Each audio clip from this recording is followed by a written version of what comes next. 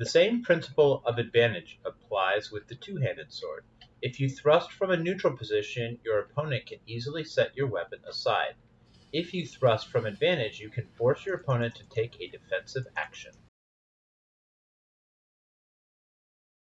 You can also gain advantage by striking across the opponent's weapon and toward their shoulder. So one of the cool things about using a two-handed sword is we get to really use other parts of the sword well, the flat and the false edge. Okay? By striking with the flat, we will gently deflect the opponent's sword, leaving his point in presence but ours in the position of advantage.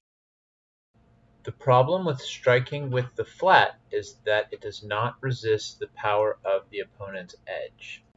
This is where we use the stabby falso, or falso impuntato as the sources call it.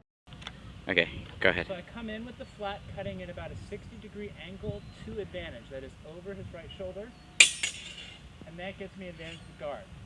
And in one motion, I'm going to turn the false edge onto it. And that's going to put me right there with my point in his face. So I can actually just threaten him with a thrust and follow up like that. Okay?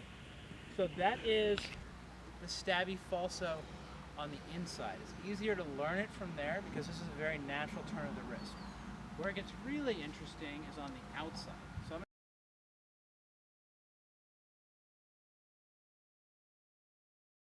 this perfect. Okay? So if I come in with the true edge, we're just going to end up in this really boring, unproductive bind. So instead what I want to do is come in with the false edge, or with the flat, get my sword, get to advantage, okay?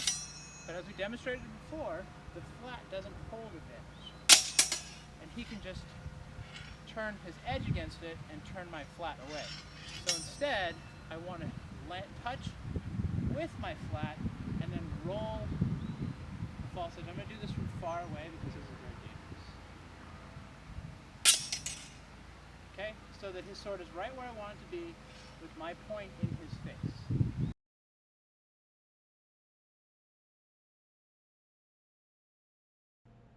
The opponent will typically push your sword aside. This will allow you to throw the mandrito and then tramazzoni combination to the top of their head.